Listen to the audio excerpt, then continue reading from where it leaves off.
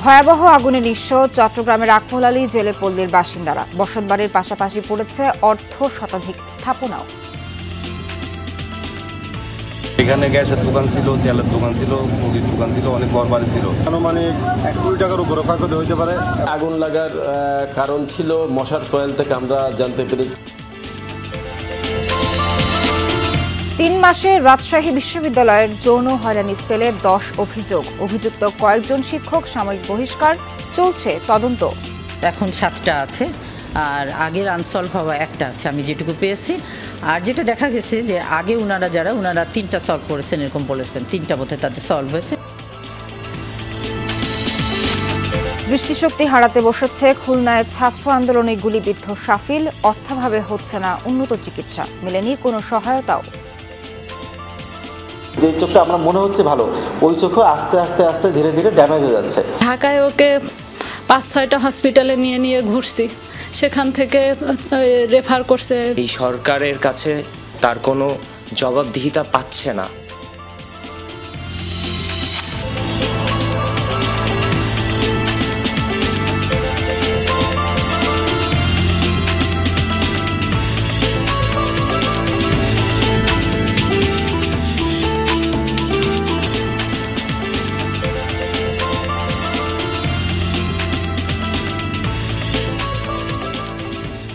আমন্ত্রণ সংবাদ সারা দেশে। এতক্ষণ শিরোনাম দেখছিলেন, বিস্তারিত খবর জানাবো নাবিলা সোহার। ভয়াবহ আগুনে পুড়ল চট্টগ্রামের আকমল আলী ঘাটের জেলে পল্লী। ছাই হয়ে গেছে 20টির বেশি বসতঘর সহ অর্ধ শতাধিক স্থাপনা। এতে দিশেহারা বাসিন্দারা। ফায়ার সার্ভিসের 4 ঘন্টার চেষ্টায় নিয়ন্ত্রণে আসে আগুন। জ্বলছে ভয়াবহ আগুন, পুড়ছে চট্টগ্রামের আকমল আলী ঘাটের জেলে পল্লী। চারপাশে তখন আতঙ্ক, প্রাণ বাঁচাতে ছুটোছুটি। চোখের সামনেই পুড়েছে শেষ সম্বল। প্রত্যক্ষদর্শীরা জানান, শনিবার রাত 11:30টার দিকে একটি তেলের দোকান থেকে আগুনের সূত্রপাত। মুহূর্তেই তা ছড়িয়ে পড়ে। এরপর ভয়াবহ রূপ নেয়, পুড়তে থাকে জেলে পল্লীসহ নানা স্থাপনা। আমি আসি, দেখছি এখানে সব শেষ। এখানে গ্যাসের দোকান ছিল, তেলের দোকান ছিল, মুদির দোকান ছিল, অনেক ঘরবাড়ি ছিল। স্থানীয়দের দাবি, আগুনে 20টিরও বেশি বসতঘর পুড়ে গেছে। ছাই হয়েছে জাল, তেলের দোকানসহ অর্ধ শতাধিক নানা স্থাপনা। সব হারিয়ে দিশেহারা মানুষ। আনুমানিক 1 কোটি টাকার উপরে ক্ষয়ক্ষতি হতে পারে এবং জেলেদের অনেক ঘরবাড়ি এবং আপনার অনেক জাল ছিল এদের। জেলে পাড়াতে যে ভয়াবহ অগ্নিকাণ্ড, এটার আমরা সুষ্ঠু একটা তদন্ত চাই এবং কি কারণে এটা আমরা তা সরকারের সংশ্লিষ্ট মহলের প্রতি আবেদন জানাবো। ঘটনাস্থলে যায় ফায়ার সার্ভিসের 3টি ইউনিট। সেখানে তেল ও জালের দোকান থাকায় আগুন নেভাতে বেশ বেগ পেতে হয়। প্রায় 4 ঘন্টার চেষ্টায় নিয়ন্ত্রণে আসে সব। আগুন লাগার কারণ ছিল মশার কয়েল থেকে আমরা জানতে পেরেছি। ক্ষয়ক্ষতি এখন নিরূপণ করতে পারি নাই। আমাদের কর্মকর্তা অফিসার এখানে ফার্স্ট রেসপন্ডার যারা আছে এখানে এখনো আছে। আগুন নেভানোর পর বেরিয়ে আসে ক্ষয়ক্ষতি। নির্ঘুম রাত কেটেছে স্থানীয় সবার। ওবায়দুর রহমান, যমুনা নিউজ। নাফ নদীতে মাছ ধরার সময় মিয়ানমারের আরাকান আর্মির হাতে অপহৃত উখিয়ার 4 জেলে উদ্ধার হয়নি এখনো। অপহৃত সবার বাড়ি পালংখালী ইউনিয়নে। স্থানীয়রা জানান, গেল 14 নভেম্বর 5 জেলে নাফ নদীতে মাছ ধরতে গেলে আরাকান আর্মির সদস্যরা তাদের ধরে নিয়ে যায়। এর মধ্যে গতকাল নদী থেকে সৈয়দুল বাশার নামে এক জেলের মরদেহ উদ্ধার করা হয়। তবে এখনও খোঁজ মেলেনি অপহৃত বাকি 4 জেলে ইউসুফ, লুৎফুর, সাইফুল ও জালালের। উদ্বেগ উৎকণ্ঠায় তাদের পরিবার। উপজেলা নির্বাহী কর্মকর্তা জানিয়েছেন, অপহৃতদের উদ্ধারে চেষ্টা চলছে। ঢাকার ধামরাই ও গাজীপুরের সড়ক দুর্ঘটনায় 4 জন নিহত হয়েছে। সকালে ধামরাইয়ে দাঁড়িয়ে থাকা ইটবাহী ট্রাকের পেছনে ধাক্কা দেয় একটি পিকআপ। এতে ঘটনাস্থলে পিকআপের চালক ও হেলপার নিহত হয়। গাজীপুরের শ্রীপুরের নতুন বাজার এলাকায় রাস্তা পার হওয়ার সময় বাস চাপায় মারা গেছেন বিলকিস আক্তার নামে এক শ্রমিক। তিনি শেরপুরের বাসিন্দা। এছাড়া শ্রীপুর অটোরিকশার সাথে মোটরসাইকেল সংঘর্ষে প্রাণ গেছে নিলয় নামে এক শিক্ষার্থীর।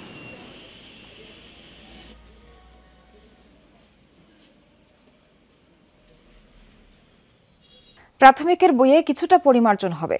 তাই কিছুটা দেরি হলেও জানুয়ারিতেই বই পাবে শিক্ষার্থীরা, জানিয়েছেন প্রাথমিক ও গণশিক্ষা উপদেষ্টা অধ্যাপক বিধান রঞ্জন রায় পোদ্দার।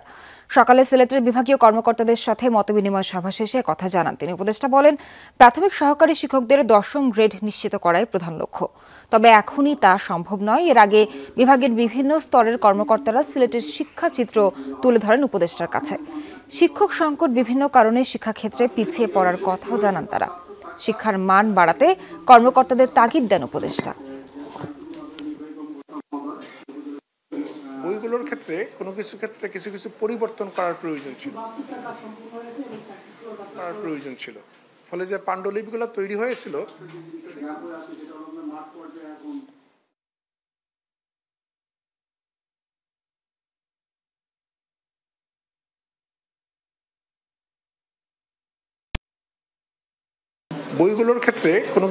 কিছু কিছু পরিবর্তন করার প্রয়োজন ছিল, ফলে যে পাণ্ডুলিপিগুলো তৈরি হয়েছিল সেই পাণ্ডুলিপিগুলোকে আবার কিছুটা পরিমার্জন করতে হয়েছে। এই কারণেই আমরা কিছুটা বিলম্বিত হয়েছে। মৌলানা ভাসানী জন্মেছিলেন বলেই বাংলাদেশের নাগরিক হতে পেরেছি, এ মন্তব্য করেছেন কৃষক শ্রমিক জনতা লীগের সভাপতি কাদের সিদ্দিকী। সকালে টাঙ্গাইলে মৌলানা ভাসানীর 48তম মৃত্যুবার্ষিকীতে শ্রদ্ধা জানানো শেষে তিনি বলেন, দেশে অনেক বড় পট পরিবর্তন হয়েছে, তবে অতীত অস্বীকার করে পরিবর্তন আনতে চাইলে তা সফল হবে না।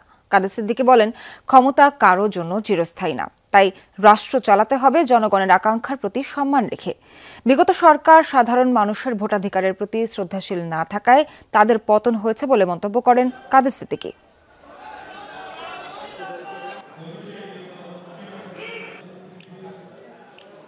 মৌলানা ভাসানীর জন্ম না হলে পাকিস্তান হতো না, পাকিস্তান না হলে বাংলাদেশ হতো না, বাংলাদেশ না হলে আজকের আমাদের এই অবস্থা হতো না। তার অনাদর দেখে খুবই কষ্ট লাগে, খুব খারাপ লাগে। দর্শক, সংবাদের শুরুতেই জানাচ্ছিলাম চট্টগ্রামের জেলিপুলিতে আগুন লাগার বিষয়ে। সেই ঘটনাস্থলে আছেন আমাদের সহকর্মী জোবায়েদ ইবনে শাহাদাত, সরাসরি যাচ্ছে তার কাছে। জোবায়েদ, আপনি সকাল থেকে আমাদেরকে বিভিন্ন রকম আপডেট দিচ্ছেন, জানিয়েছেন যে কোটি কোটি টাকার ক্ষয়ক্ষতি হয়েছে আগুন লাগার কারণে। এখন অগ্নিকাণ্ডের পর আর কি কি ক্ষতি সামনে আসছে এবং পল্লীতে কি সবশেষ অবস্থা, চিত্র জানাবেন। সর্বশেষ অবস্থা, এখন জেলেরা যারা এখানে এতদিন ছিলেন তারা ছায়ের মধ্য থেকে নিজেদের কিছু যদি পাওয়া যায় সেই আশ্বাসে খুঁজে দেখছেন, ছাই নেড়ে নেড়ে যদি কিছু পাওয়া যায়। তাদের যে সহায় সম্বল ছিল সবকিছু একেবারে আগুনে পুড়ে ছাই হয়ে গেছে, শেষ বলা যায় একেবারে।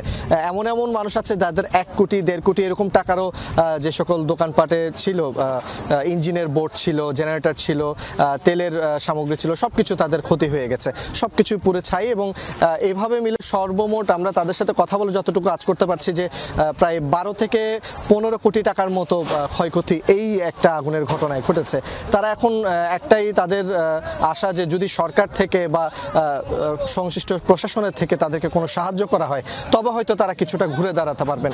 এই মুহূর্তে একেবারে আগুনের লেলিহান শিখা কিন্তু এখনো আছে, যেটা দেখে বোঝা যায় যে আগুনের তীব্রতা কতটা ছিল। সেই জায়গা থেকে তারা বলছেন এই ধরনের ঘটনা স্মরণকালে তাদের এই ঘাটে তারা দেখেননি, তারা চান প্রশাসনের সহায়তা, পাশাপাশি ঘুরে দাঁড়ানোর জন্য একটু প্রশাসনের সুদৃষ্টি। সোহার। জোবায়েদ, ধন্যবাদ আপনাকে। 5 আগস্টের পর গেল 3 মাসে রাজশাহী বিশ্ববিদ্যালয়ের যৌন হয়রানি সেলে জমা পড়েছে 10টি অভিযোগ। ছাত্রীরা কয়েকজন শিক্ষকের বিরুদ্ধে যৌন হয়রানি সহ গুরুতর অভিযোগ তুলে ধরেছেন। এরই মধ্যে অভিযুক্ত শিক্ষকদের সাময়িক বহিষ্কারের পর তাদের বিরুদ্ধে তদন্ত শুরু করেছে বিশ্ববিদ্যালয় প্রশাসন। রাজশাহী বিশ্ববিদ্যালয়ের আইন বিভাগের সহযোগী অধ্যাপক সাদিকুল ইসলাম সাগরের বিরুদ্ধে একাধিক ছাত্রীর করা যৌন হয়রানি ও ধর্ষণের অভিযোগের সত্যতা মেলায় তাকে সাময়িক বরখাস্ত করেছে প্রশাসন। সম্প্রতি রাজশাহী বিশ্ববিদ্যালয়ের বিভিন্ন বিভাগে সাগরের মতো একাধিক শিক্ষকদের বিরুদ্ধে যৌন হয়রানির অভিযোগে দফায় দফায় বিক্ষোভ কর্মসূচি পালন করেছেন প্রতিষ্ঠানটির শিক্ষার্থীরা। আইন বিভাগের শিক্ষকদের দ্বারা গঠন করা কমিটিতে সত্যতা প্রমাণ মিলেছে। তাকে আমরা শুনতে পাচ্ছি যে সিন্ডিকেট মেম্বাররা সেটাকে ধামাচাপা দেওয়ার একটা চেষ্টা করতেছে। ছোটোখাটো বিষয়গুলো টেনে নিয়ে স্যার আমার ডিপার্টমেন্টের টিচার, উনি আমার রেজাল্ট 1 বছর লস করায় দিয়েছেন এবং যার কারণে আমার মানসিক একটা ট্রমার মধ্যে দিয়ে যাওয়া লাগছে। তাদের ক্ষমতা বলে শুধু ছাত্রীদেরকে না, ছাত্রছাত্রী উভয় এমনকি কর্মচারীদেরকেও তারা বিভিন্নভাবে হ্যারাসমেন্টের শিকার করে। আমরা অবশ্যই চেষ্টা করি সবসময় শালীনভাবে বিশ্ববিদ্যালয়ে আসতে, তো সেখান থেকেও যদি শিক্ষকরা কোনো ধরনের কথা বলে বা দেখা যাচ্ছে যে পরীক্ষার হলে শিক্ষকরা বিভিন্নভাবে হয়তো বা কারো হাত ধরার চেষ্টা করবে। গ্রাফিক্স ডিজাইন ও আন্তর্জাতিক সম্পর্ক বিভাগ সহ একাধিক বিভাগের অন্তত 10 জন শিক্ষকের বিরুদ্ধে যৌন হয়রানি ও ধর্ষণের মতো গুরুতর অভিযোগ জমা পড়েছে রাবির যৌন নিপীড়ন নিরোধ বিষয়ক কমিটির কাছে।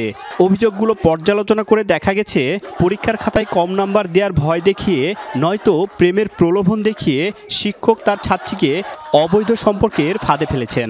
5 আগস্টের পর থেকে শিক্ষার্থীরা এমন অভিযোগ দাখিলের সাহস পাচ্ছেন বলে মনে করেন বিশ্ববিদ্যালয়টির যৌন নিপীড়ন নিরোধ কমিটির সভাপতি। মার্সেলে তো এখন 7টা আছে, আর আগের আনসলভ হওয়া একটা আছে আমি যেটুকু পেয়েছি। আর যেটা দেখা গেছে যে আগে ওনারা 3টা সলভ করেছেন এরকম বলেছেন, 3টা বোধহয় তাদের সলভ হয়েছে। বিশ্ববিদ্যালয়ের উপাচার্য মনে করেন রাজনীতিকরণ, আঞ্চলিকতা ও আত্মীয়তার মাধ্যমে নিয়োগ পাওয়া শিক্ষকদের কারণে বিশ্ববিদ্যালয় বিতর্কিত হচ্ছে। শিক্ষক নিয়োগে সর্বোচ্চ স্বচ্ছতা নিশ্চিত করা গেলে এসব ঘটনা কমে আসবে বলে মনে করেন তিনি। আমরা চাই যে প্রত্যেকটা বিভাগের একাডেমিক কার্যক্রম এটাও একটা জবাবদিহিতার ভিতরে আসবে। যেমন খুব শীঘ্রই আমার পরিকল্পনা আছে যে প্রত্যেকটি বিভাগে প্রত্যেকটি ক্লাসে এই টিচিং এভালুয়েশনের ব্যাপারটা বাধ্যতামূলক করে দেয় আর কি। মানে এখানে কোনো ধরনের অপশন থাকবে না, সবাইকেই এই এভালুয়েশনে অংশগ্রহণ করতে হবে। অভিযোগ প্রসঙ্গে সংশ্লিষ্ট অভিযুক্ত শিক্ষকদের সাথে যোগাযোগের চেষ্টা করা হলেও তারা এ বিষয়ে কোনো মন্তব্য করতে রাজি হননি। তারিক মাহমুদ, যমুনা নিউজ, রাজশাহী। খুলনায় ছাত্র আন্দোলনের সময় বাম চোখে গুলি লাগে। এখন 2 চোখেরই দৃষ্টি হারাতে বসেছে বিশ্ববিদ্যালয়ের শিক্ষার্থী শাফিল। অর্থাভাবে দেশের বাইরে চিকিৎসা করাতে নিয়ে যেতে পারছে না পরিবার, মিলছে না সরকারি কোনো সহায়তাও। 2 আগস্ট 2024 খুলনা বিশ্ববিদ্যালয় সংলগ্ন 0 পয়েন্ট এলাকা রণক্ষেত্র। শিক্ষার্থী পুলিশের ধাওয়া পাল্টা ধাওয়া, গুলি, টিয়ারশেল আর সাউন্ড গ্রেনেডে প্রকম্পিত চারপাশ। এরই মাঝে একটি গুলি এসে লাগে শিক্ষার্থী শাফিলের বাম চোখে। একটি বেসরকারি বিশ্ববিদ্যালয় ইলেকট্রিক্যাল অ্যান্ড ইলেকট্রনিক ইঞ্জিনিয়ারিং বিভাগের প্রথম বর্ষের ছাত্র শাফিল এখন দিন কাটছে ঘরে। ধীরে ধীরে অন্ধকার হয়ে আসছে চারপাশ। আবার বাম পাশে ইতিমধ্যে একজন পুলিশ লুকিয়ে অবস্থান করতেছিল, ওনার মুখও দেখতে পারিনি আমি, জাস্ট ওনার অবয়ব দেখলাম এবং দেখলাম একটা লাল রঙের ফ্ল্যাশ জ্বলে উঠলো। আর সাথে সাথে আমার মনে হচ্ছিল চোখ ফুড়ে আমার মস্তিষ্কে যে কোনো কিছু আঘাত হানতেছে, আর আমার সারা পৃথিবী অন্ধকার হয়ে গেল। আন্দোলনের সময়ে ছিলেন প্রথম সারিতে। গুলির স্প্রিন্টার চোখের কর্নিয়া, লেন্স ও রেটিনা ভেদ করে জমাট বেঁধে আছে রক্ত, যার চিকিৎসা করাতে যেতে হবে দেশের বাইরে। আমি কোনো ভাতা চাই না, আমি কোনো চাকরি চাই না, আমি কোনো রাষ্ট্রীয় সুযোগ সুবিধা চাই না। আমি চাই যে আমি স্বাভাবিকভাবে বাঁচতে, আমি আমার সেই প্রতিযোগিতার মাঠে ফিরে আসতে, আমি পড়াশোনা করে আমি নিজের যোগ্যতায় নিজে কিছু করে বাঁচতে চাই। দ্রুত শাফিলকে দেশের বাইরে নিতে না পারলে দৃষ্টিশক্তি চিরতরে চলে যাওয়ার শঙ্কা চিকিৎসকদের। রক্তক্ষরণের কারণে এক চোখে, যে চোখটা আমরা মনে হচ্ছে ভালো, ওই চোখও আস্তে আস্তে আস্তে ধীরে ধীরে ড্যামেজ হয়ে যাচ্ছে এবং এক চোখে তো পুরোপুরি প্রায় ড্যামেজ। ওর দ্রুত যদি চিকিৎসা না করা হয় পুরোপুরি অন্ধ হয়ে যাবে। আর এর চিকিৎসা শুধুমাত্র সিঙ্গাপুরে সম্ভব, লন্ডনে সম্ভব। শাফিলের চিকিৎসায় সরকারি উদ্যোগ চায় পরিবার ও শুভাকাঙ্ক্ষীরা। ঢাকায় ওকে 5-6টা হসপিটালে নিয়ে ঘুরছি, সেখান থেকে রেফার করছে সিঙ্গাপুর আর লন্ডন। তার ব্যক্তিগত উদ্যোগের ভিতরে থাইল্যান্ডেও গিয়েছি, সেখান থেকেও কোনো আমরা পাইনি। আসলে আমাদের শুধুমাত্র তাকে দেখতে আসা, সহমর্মিতা জানানো ছাড়া তেমন কিছু করার নেই। তার নীরবতা এই সরকারের কাছে তার কোনো জবাবদিহিতা পাচ্ছে না, এটা একটা বড় প্রশ্ন হয়ে দাঁড়ায়। আমরা খুবই মর্মাহত বিষয়টা নিয়ে এবং খুবই শকটেড আর কি, যে আমাদেরই তো ভাই আমাদের সাথে এসেছিল। নিম্ন মধ্যবিত্ত পরিবারের সন্তান শাফিলের বাবা মাছ ব্যবসায়ী। জমানো অর্থ দিয়েই কোনো রকমে ছেলের চিকিৎসার খরচ চালিয়েছেন। সাবরিনা লিজা, যমুনা নিউজ। মেহেরপুরের গাংনীতে অস্ত্রগুলি সহ আসমাইন হোসেন টুটুল নামের এক ইউপি সদস্যকে আটক করেছে যৌথ বাহিনী। গোপন সংবাদের ভিত্তিতে সকালে ধলাগ্রামের বাড়িতে অভিযান চালানো হয়। তল্লাশির এক পর্যায়ে পাওয়া যায় একটি 1 শুটার গান, 2 রাউন্ড গুলি। এছাড়া দেশীয় অস্ত্র, সরকারি প্রণোদনার কৃষি পণ্য সহ বিভিন্ন সামগ্রী উদ্ধার করা হয়। পরে থানায় হস্তান্তর করা হয় কাথলি ইউনিয়ন বিএনপির সাংগঠনিক সম্পাদক টুটুলকে। নাব্য সংকটে আবারও বন্ধ আরিচা কাজিরহাটে ফেরি চলাচল। দুপারে আটকা পড়েছে 3 শতাধিক পণ্যবাহী ট্রাক। বিআরডব্লিউটিসি জানিয়েছে শনিবার রাত থেকে ফেরি চলাচল বন্ধ রেখেছেন তারা। এ নিয়ে তৃতীয় দফায় বন্ধ নৌযান চলাচল। যমুনার পানি দ্রুত কমে যাওয়ায় বর্ষা মৌসুমের পর থেকে এই রুটে নাব্য সংকট দেখা দিয়েছে, জেগেছে ডুবোচর। এতে তৈরি হয়েছে দুর্ঘটনার শঙ্কা। এদিকে ফেরি চলাচল বন্ধে ভোগান্তিতে পড়েছেন যাত্রী চালকরা।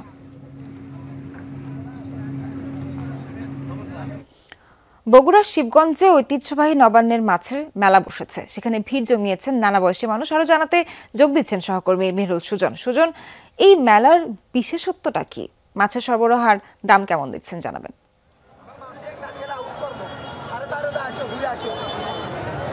সোহার, আজকে সকাল থেকে কিন্তু বগুড়ার শিবগঞ্জ উপজেলার এই উথলি বাজার এলাকা, যেটি এই বাজারেই কিন্তু ঐতিহ্যবাহী এই মেলাটি বসেছে এবং সকাল থেকে আমরা দেখছিলাম যে মেলায় মাছের বিভিন্ন জাতের নানান আকারের বড় বড় আকারের যে মাছগুলো, সেগুলো যেরকম সেরকম ক্রেতা দর্শনার্থীদের ভিড়ও কিন্তু সকাল থেকে প্রচুর ছিল। শুধুমাত্র শিবগঞ্জ বা বগুড়া নয়, আশপাশের জেলা উপজেলাগুলো থেকেও কিন্তু যারা মাছ পছন্দ করেন, বিশেষ করে বড় বড় মাছ যারা কিনতে পছন্দ করেন, তারা কিন্তু এই মেলায় চলে এসেছেন। এবং আজকে আমরা দেখছিলাম যে রুই, কাতল, মৃগেল, বোয়াল, ব্রিগেড সহ বিভিন্ন ধরনের যে বড় জাতের মাছগুলো রয়েছে, সেই মাছগুলোর কিন্তু বেশ ভালো আমদানি দেখেছি। তবে এবার কিন্তু মেলায় আমরা নদীর মাছ কিন্তু এই মেলায় প্রচুর পাওয়া যেত, সেটির আমদানি কিন্তু এবার একটু কম।